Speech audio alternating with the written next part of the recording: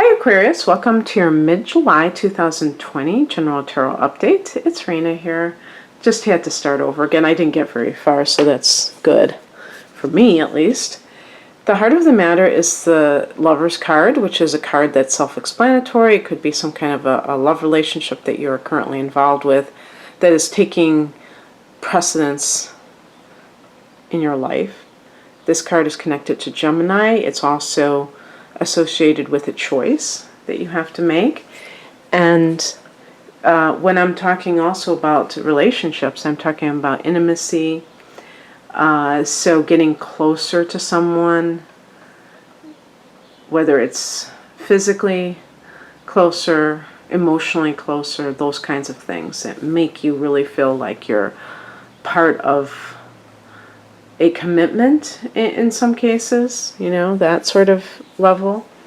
And we have in the past position the Two of Swords, and I just mentioned Gemini, so this is a fellow air sign and certainly would be compatible. You notice how the Roman numeral 2 looks like the Gemini symbol? But so this has that duality attached to it, just like if the Lover's card relates to having to make a choice. Excuse me. The Two of Swords can be that, being in that position of being at a crossroads.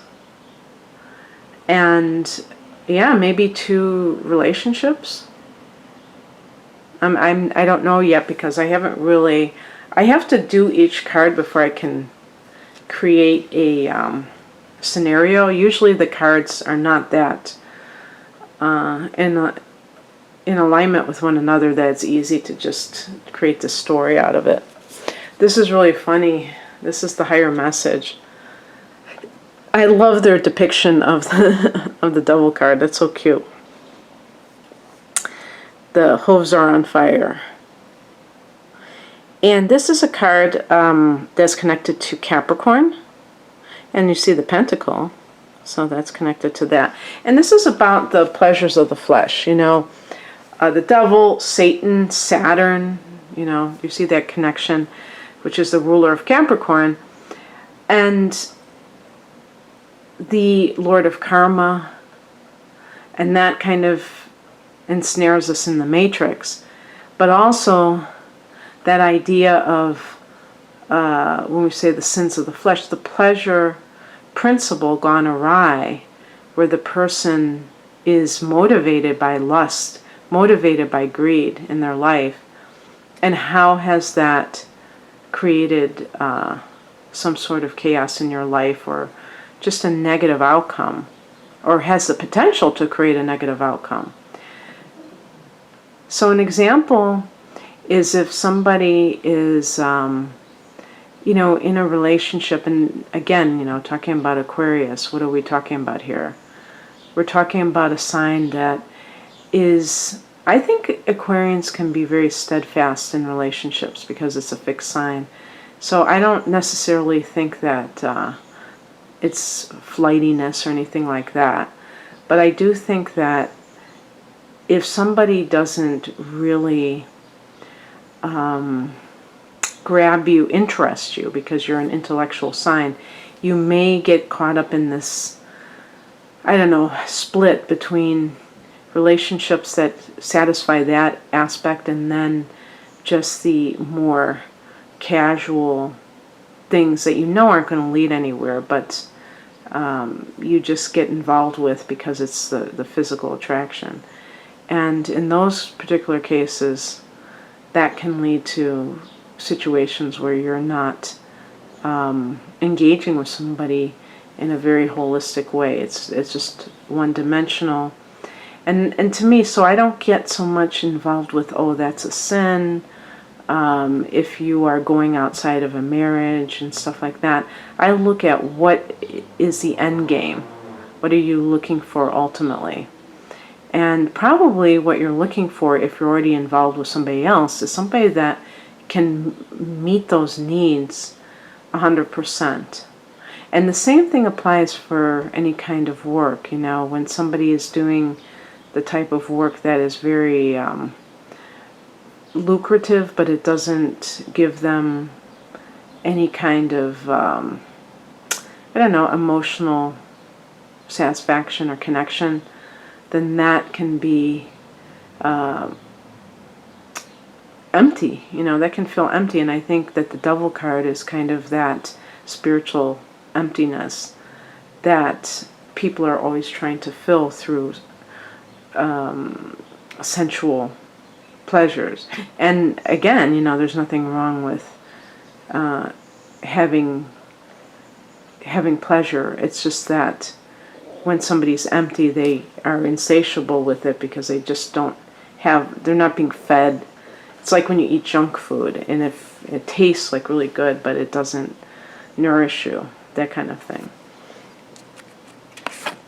Because I was just having a debate on Twitter about the devil, and I said the devil doesn't exist. And I don't believe that the devil does exist. I think it's our shadow self, our lower nature that we try to blame on an external thing, or that in another person. But it's not necessarily this entity that is out there, this boogeyman, that we can blame all of the ills of society or our own, the devil made me do it type of thing. What crosses you is the Mother of Wands, which is the Queen of Wands.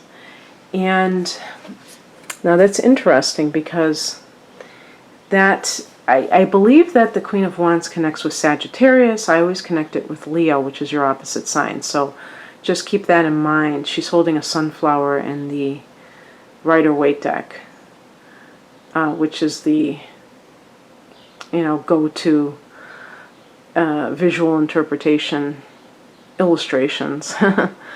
And the whole idea is with the fire element, the sense of one's own uniqueness and independence. And this is a card of a boss who is very in the upright position. I'm reading this as a challenge position. In the upright position would be a female boss who's very encouraging to her workers. Maybe if we let go of the need to attach gender to it, it could be a male person, supervisory position, who is very encouraging and nurturing their employees by encouraging them, flattering them. When it's in the challenge position, this can be a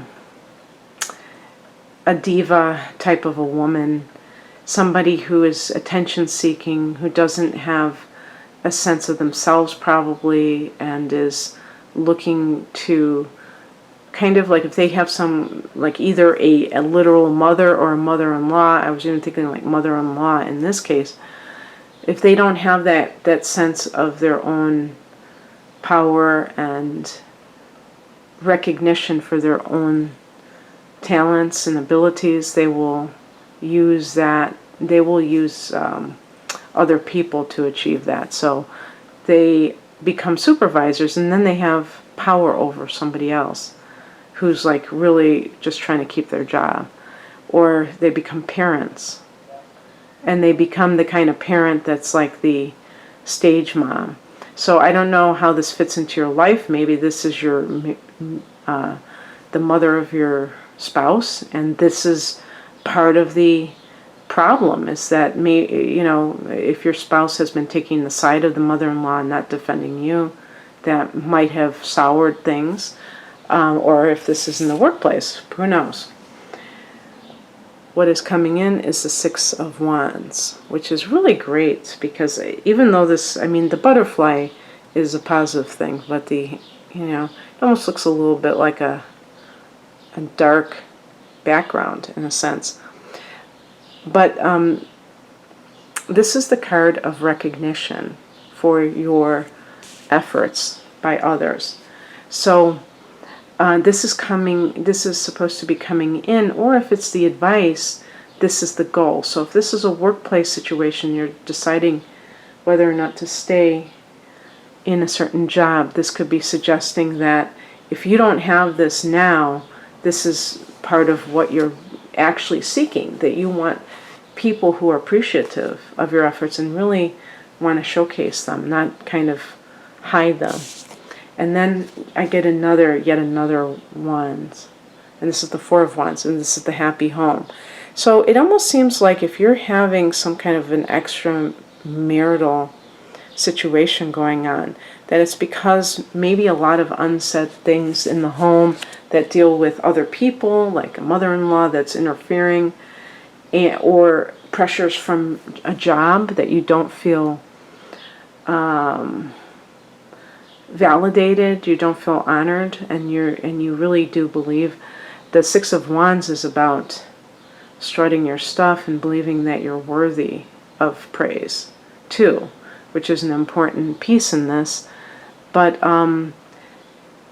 you can have that happy home life again if you make a choice that is in keeping with the Six of Wands, which means you know something or someone is for you if they are for you, if they are singing your praises, and you know, telling you, recognizing the good things within you.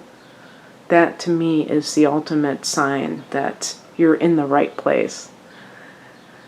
Okay, that's what I have for you, Aquarius. Thank you for watching. I hope that you enjoyed this. If you'd like a private reading, the link is below. Take care. Bye.